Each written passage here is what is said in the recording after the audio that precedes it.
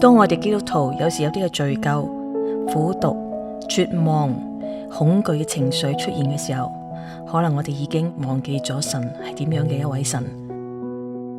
讓我哋今日再一次從聖經去睇睇，究竟神係點樣嘅神。今日讓我哋睇睇，神係一個立約嘅神，係立永約嘅神。經文係耶利米書31章31至到34節。我讀嘅版本係新譯本。31節，看啊，日子快到，我要與以色列家和猶大家訂立新的約。這新約不像從前我拉他們祖先的手，領他們出埃及地的日子，與他們所立的約。我雖然是他們的丈夫，他們卻違背了我的約。這是耶和華的宣告。但那些日子以後，我要與以色列家所立的約是這樣：我要把我的律法放在他們裏面，寫在他們的心裏。我要作他們的神，他們要作我的子民。他們各人必不再教導自己的鄰舍和自己的同胞說：你們要認識耶和華，因為所有的人，從最小到最大的，都必認識我。我也要赦免他們的罪孽，不再記着他們的罪惡。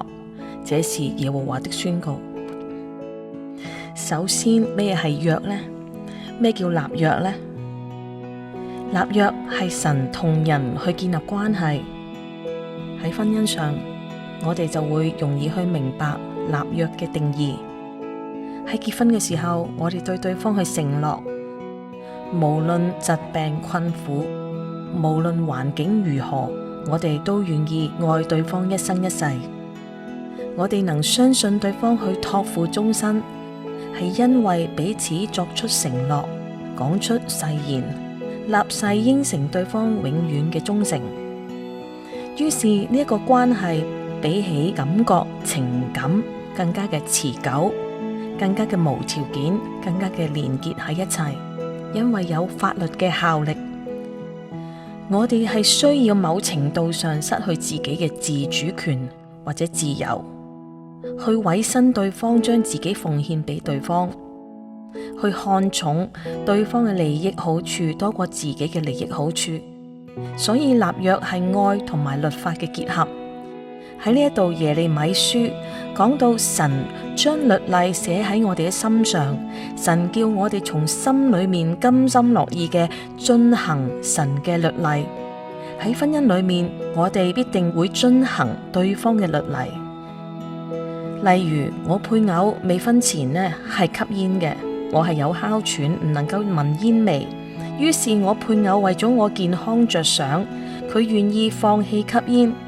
而我亦會煮一啲我配偶中意食嘅餸菜，我煮嘅時候都會笑住嘅煮，因為愛，所以我甘心樂意，唔會計較數算自己做咗幾多，或者係計較數算自己做得太多，或者人哋做得太少。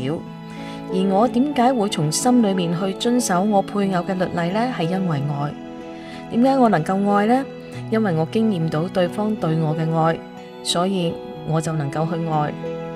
神讓我哋去經驗佢嘅愛嘅時候，我哋就知道神嘅愛，所以我哋就可以去愛神。因為愛，我哋就能夠從心裏面去遵行神嘅律例。正如英文有一句說話叫做 Love awakens love。例如，如果我屋企係着咗火，我朋友就講啦，睇下我好愛你噶，跟住然之後佢自己咧就走入個火場度犧牲。呢個呢係愚蠢嘅自殺行為。但係若果我或者係我啲細蚊仔咧喺火場，我朋友入去救我，或者係我啲細蚊仔，佢犧牲佢自己嘅性命，咁樣我嘅生命就會因佢嘅犧牲嘅愛而大大嘅改變。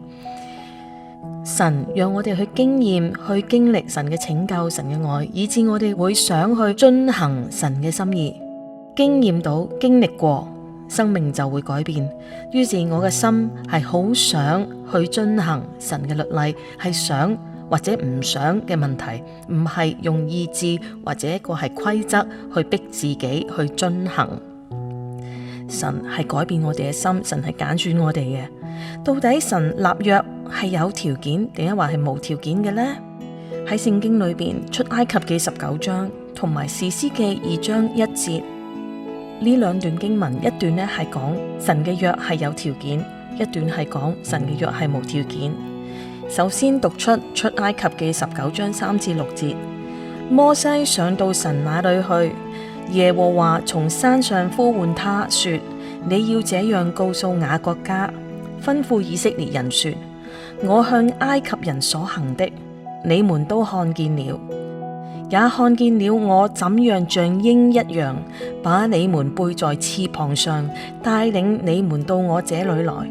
現在你們若是實在聽我的話，遵守我的約，你們就必在萬民中作屬我的產業，因為全地都是我的。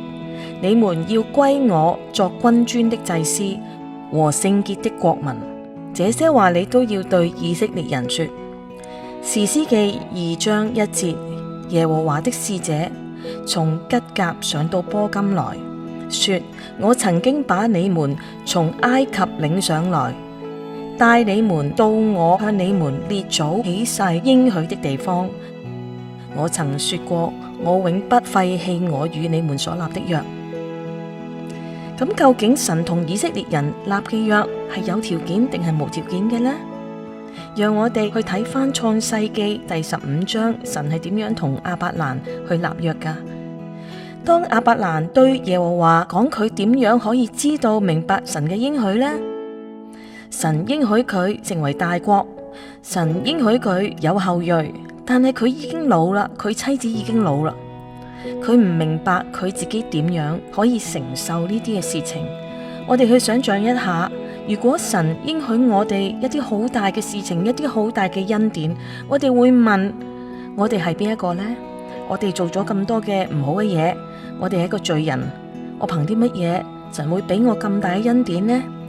因為連我哋自己都唔想相信自己，即係話亞伯蘭覺得好難相信神，亦都好難相信自己，所以佢就問神啦。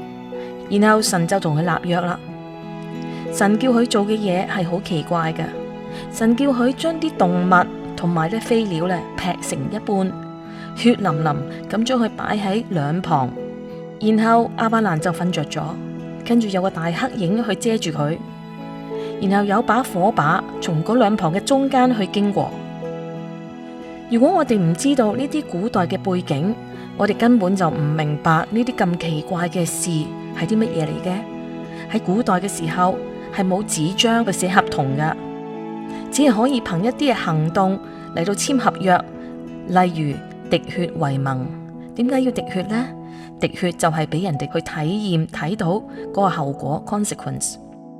例如一個好強大嘅國家同一個附庸國去簽盟約，呢個強大嘅國家就會應承去保護出兵去保護呢個附庸國，呢個附庸國係要對強大嘅國家去效忠去交稅，然後佢哋要立約，要將呢個合約去表現出嚟。於是通常行喺動物嘅中間嘅係附庸國，唔係呢個強大嘅國家。當亞伯蘭見到火把從中間經過，唔係火把同亞伯蘭經過，亦都唔係亞伯蘭自己去經過，佢就會好驚奇好驚訝。意思係神話佢唔會背棄佢嘅承諾，唔會背棄佢嘅應許，但係若果亞伯蘭同埋佢嘅後裔背棄神，神都親自嘅去承擔以色列人嘅刑罰。呢個就係恩典，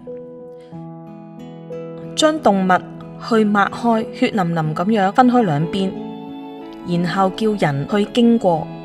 即係話，如果我唔能夠履行承諾，但願我成為呢啲動物被擘開被剪除。所以聖經都講過，以色列人若背棄耶和華都會被剪除。喺好多年之後，耶穌親自成為罪嘅咒詛，為我哋擔當罪，被掛喺木頭上成為咒詛，承擔咗我哋嘅刑罰。正如 John Stott 斯托德神學家所講嘅，福音係講 substitution 代替，係神代替罪人去承擔刑罰。罪嘅本質係人想代替神，成為自己同埋其他人嘅神或者王，去掌控自己或者其他人，去得權力，去背叛神，去制定律法，挑戰神，去制定何為善何為惡。所以呢啲就係解答咗神同人立約到底係有條件定係無條件呢？答案係有條件同埋無條件嘅。呢個就係恩典，就係神自己去符合咗個條件，承擔咗個條件，承擔咗個刑罰，以致我哋白白咁樣去得到救贖嘅恩典。事實上，亞伯拉罕、以撒、雅各、約瑟，佢哋都係好軟弱會失敗嘅人。雅各係一個騙子，雅各啲仔都出賣咗約瑟，佢其中一個仔就同佢嘅妻妾同房。所以我哋睇到亞伯拉罕嘅後裔係不斷嘅失敗，不斷嘅軟弱，但係神就係咁樣俾人哋有機會，只要我哋去接受神呢一個救恩，去承認，去接受神俾我哋呢份禮物，去接受神俾我哋呢一份嘅 substitution， 呢一份嘅代替，願意承認神係代替我去承受呢個刑罰，係掛在木頭上被咒詛嘅，我哋呢就可以去到神面前。所以福音唔係我可以做到啲乜嘢，係講神已經為我哋做過啲乜嘢，係講神已經為我哋做咗啲乜嘢。呢個就係立約，呢個就係立約嘅神。